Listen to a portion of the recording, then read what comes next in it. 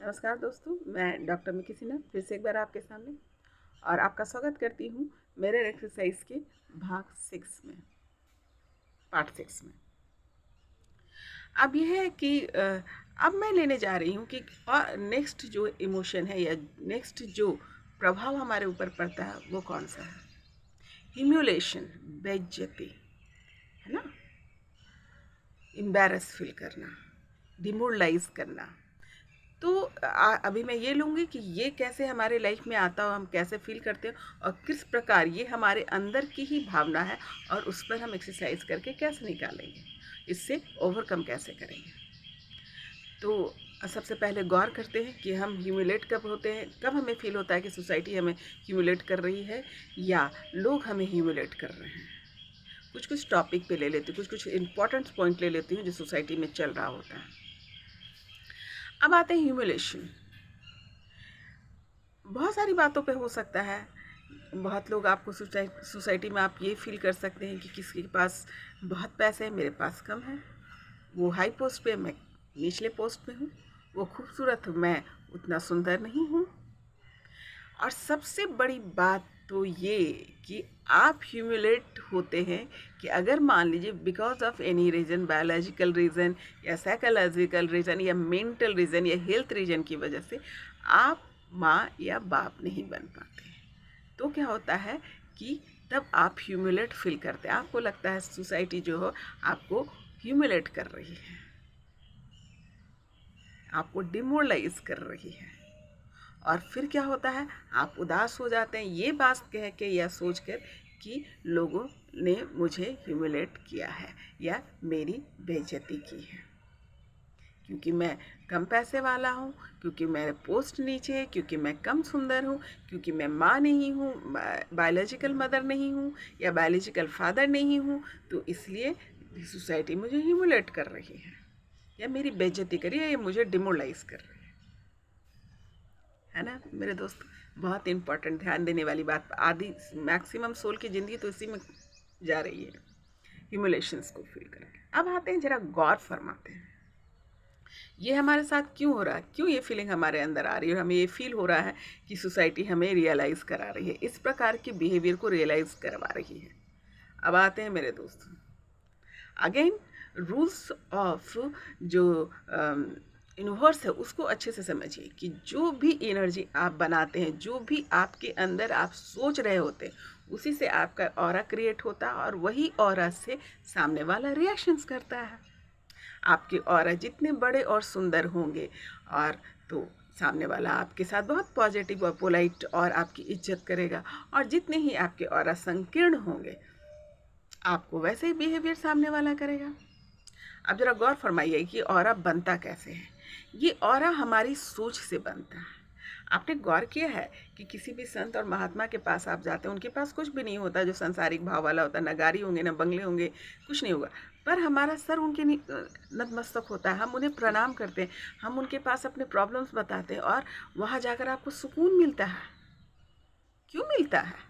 आपके पास तो गाड़ी भी है, बंगला भी है और कम से कम उस संत या योगियों से तो ज़्यादा ही रख रखा है आपने आपके लाइफ में, फिर भी आप वहाँ जाके सुकून प्राप्त करते हैं। क्यों? क्योंकि उनका ऑरा बड़ा है, क्योंकि उनका सोच पॉजिटिव है, उनकी थॉट जो है वो न्यूट्रल है ना, सात्विक है, इसलिए उनके ऑरा बड़े बनते हैं। और ऑरा बनते हैं तो आप वहाँ पे सुकून फील करते हैं, दूर दूर से लोग उनसे मिलने जाते हैं, है ना, उसका रीज़न ये है।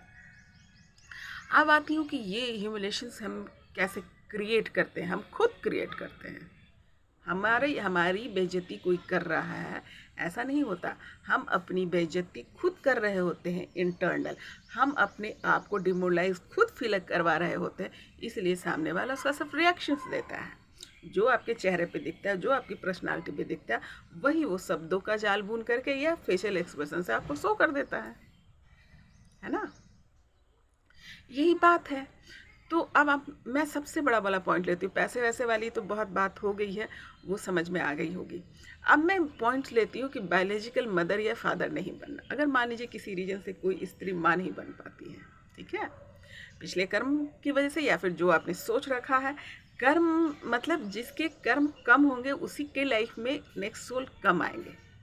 तो ये अच्छी बात है, लेकिन समझ का फेर है। जब तक आपको ज्ञान नहीं होगा तो वो आपके लिए खराबी महसूस करेंगे। लेकिन अगर आपकी लाइफ में जितने कम लोग होंगे, इसका मतलब आपके पास कर्मा कम है। You have a good luck. आपने आपके लाइफ में अगर लोग कम आ रहे हैं तो you have done good job in your past life. Getting? तो अब क्या होता है कि अगर मान लो कि बायोलॉजिकल, अब मैं सिंपल जनरल लोगों की बात करती हूँ जिसकी अवेकनिंग नहीं हो पाई, वो किस तरीके से अपने थॉट के अंदर दबते हैं। तो फील करें कि कोई लेडी है, वो मदर नहीं बन पाई, माँ नहीं बन पाई। अब देखो, वो खुद को ये वो उस स्त्री के मन में ये आता, मैं माँ बन नहीं पाई तो मैं अधूरी हूँ। ये थॉट कहाँ से है? आपने स्वयं डेवलप किया कि अगर माँ नहीं बन पाए तो वो अधूरी है। Is it possible? बिल्कुल भी नहीं। तो ये थॉट आपने डेवलप किया। जैसे उस थॉट से आप बाहर निकलेंगे, कैसे बाहर निकलेंगे? पहले आप जो है अपनी पर्सनालिटी को किसी विशेष चीज़ से जोड़ना छोड़ें। जब आप इस थॉट से आपको जोड़ लेते हैं तो आपकी परेशानी वहीं से स्टार्ट हो जाती है, क्योंकि आप अपनी आंखें बंद कर लेते हैं, अपने ज्ञान को बंद कर लेते हैं, अपनी सोच का दायरा सीमित कर लेते हैं।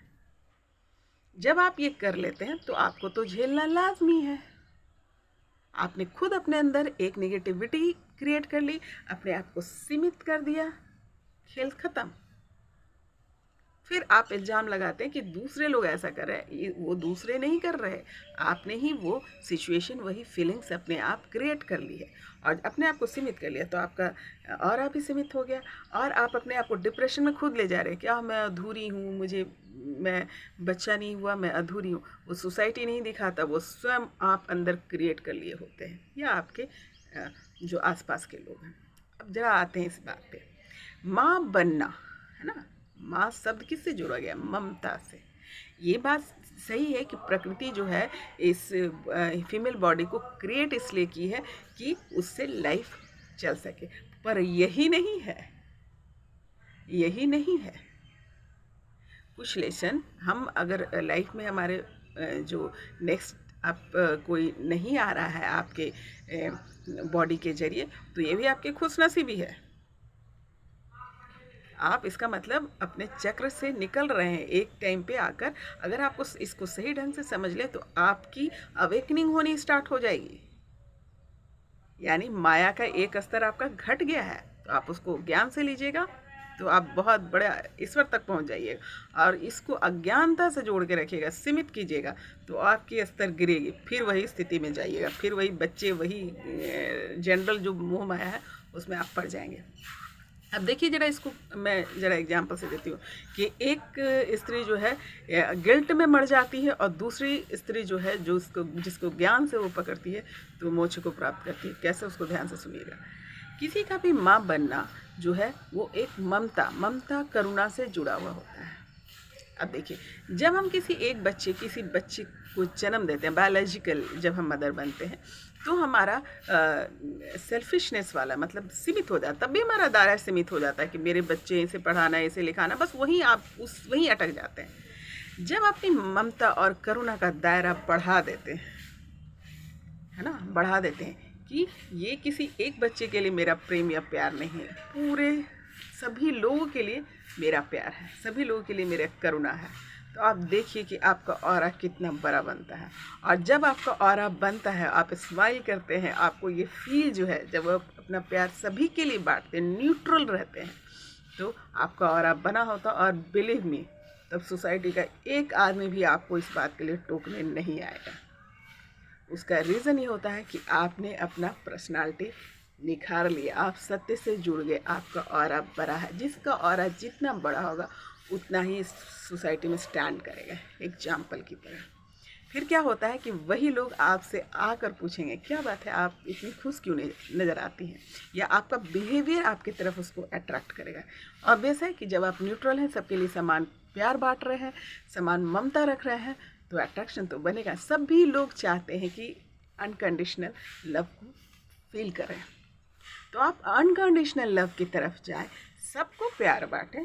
एक बच्चे की क्या बात करें, दुनिया में बहुत सारे ऐसे बच्चे जो बिना माता पिता के, उनके बीच में जा प्यार बांटो, हर लोगों के लिए प्यार फील करो, वेदर छोटा बच्चा है, बुजुर्ग है, मध्यम वर्ग का जो भी है, न जाति का भेद करो, न धर्म का भेद करो, सभी के लिए समान प्यार रखो। जब इस प्रकार की आपकी एनर्जी बन जाती है और उसको आप रिलेट करते हैं, यानी आप माँ नहीं बन रहे हैं तो ये आपकी खुशनसीबी है। एक ज्ञानी व्यक्ति यही समझेगा कि उसकी खुशनसीबी है, क्योंकि वो सीमित से बढ़कर विस्तार हो गया। आप एग्जाम्पल ले सकते हैं कि कितने लोग के बच्चे होंगे, कितनी लोग माँ बनी होंगी, सभी याद रखे जाते हैं? कितनी माँओं का नाम आपको याद होगा? नहीं याद होगा। पर मदर टेरेसा याद रखते हैं ना, उनके अपने बच्चे नहीं थे, लेकिन देखो तो, और टेरेसा के आगे मदर भी लग गया, है ना। बोलने में भी सुकून सा लगता है। क्यों लगता है? उन्होंने ऐसा क्या किया? उन्होंने अपना दायरा बढ़ाया, अपना धर्म बढ़ा लिया, अपने ममता करुणा में एक को नहीं कई एक को शामिल कर लिया, और नतीजा ये है कि सभी उन्हें प्यार से माँ बोलते हैं। माँ शब्द का अर्थ ममता और करुणा से होता है, ना कि बच्चे को पैदा कर लेना और ये सिर्फ सोसाइटी को दिखाने के लिए, अपनी ईगो को समाप्त करने के लिए, या आपका ये फील करने के लिए अब मैं पूरी हो गई। क्या सिर्फ एक बायोलॉजिकल मदर बनने से आप पूरे हो जाते हैं? नहीं, आपकी सोच, ज्ञान, बुद्धि में कमी है, तो अपने ज्ञान को बढ़ाएं, और वो भी नहीं कर पाते हैं तो अपने ममता का दायरा बढ़ाएं, बिहेवियर बढ़ाएं, व्यवहार करें अच्छा, और इससे आपका और अच्छा बनेगा। तो इसको मिरर एक्सरसाइज कहते हैं।